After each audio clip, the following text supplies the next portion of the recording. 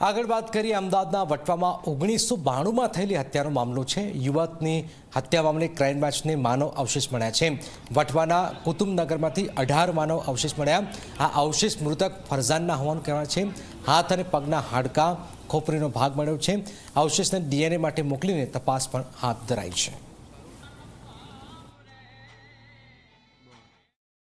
વર્ષ 1992માં થયેલી હત્યાને લઈ અમદાવાદ ક્રાઇમ બ્રાન્ચે જે ખાડો ખોદ્યો હતો તેમાંથી અત્યારે એક બાદ એક માનવ અવશેષો જે છે મળી રહ્યા છે। તમે દ્રશ્યમાં જોઈ શકો છો અત્યારે કે વધુ માનવ અવશેષો જે હોવા જોઈએ એ અત્યારે મળી ચૂક્યા છે અને કલાકો સુધીની મહેનત જે હતી અમદાવાદ ક્રાઇમ બ્રાન્ચની ટીમ એપી જેબલિયાની સ્કોડ જે છે એ વહેલી સવારથી તે આ જગ્યા ઉપર ખોદકામ શરૂ કર્યું હતું। ખાળકું અને કૂવા જેવી જે જગ્યા હતી ત્યાંથી એક બાદ એક જે ખોદકામ થયું એ બાદ ત્યારે રાત સુધીમાં તમે જોઈ શકો છો કે આખરે માનવ અવશેષો જે છે એ વધુ મળી રહ્યા છે।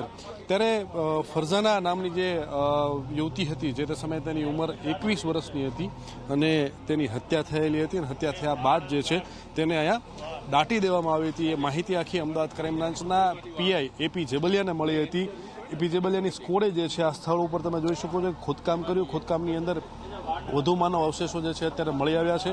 હવે આ માનવ અવશેષોનો જે છે એ મોકલવામાં આવશે એફએસએલમાં મોકલ્યા બાદ જે છે તપાસ કરવામાં આવશે કે આખરે આ માનવ અવશેષ કોના છે, એના મૃતક સાથેના સંબંધો શું છે અને કોણ કોણ હતું હત્યામાં સામેલ લઈને।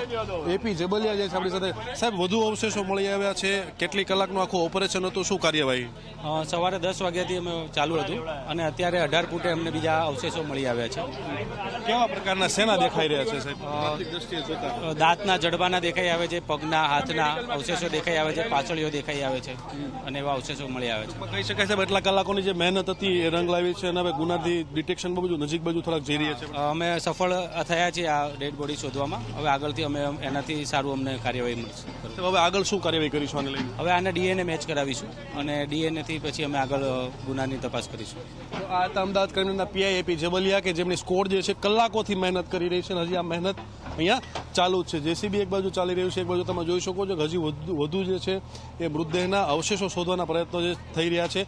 હવે સમગ્ર મામલો જે છે આખો હત્યાનો એ ઉકેલવા માટે અમદાવાદ ક્રાઇમ બ્રાન્ચ ક્યાંક ને ધીમે ધીમે એક કડીથી બીજી કડી જોડી રહી છે અને હવે DNA થયા બાદ જે છે ખ્યાલ આવશે આખે મૃતકના કોની સાથેના શું સંબંધો હતા અને હત્યા પાછળનું આખું મુખ્ય કારણ શું હતું। કેમેરામેન શૈલેષ બગડા સાથે ઉદયરંજન, ઝી મીડિયા, અમદાવાદ।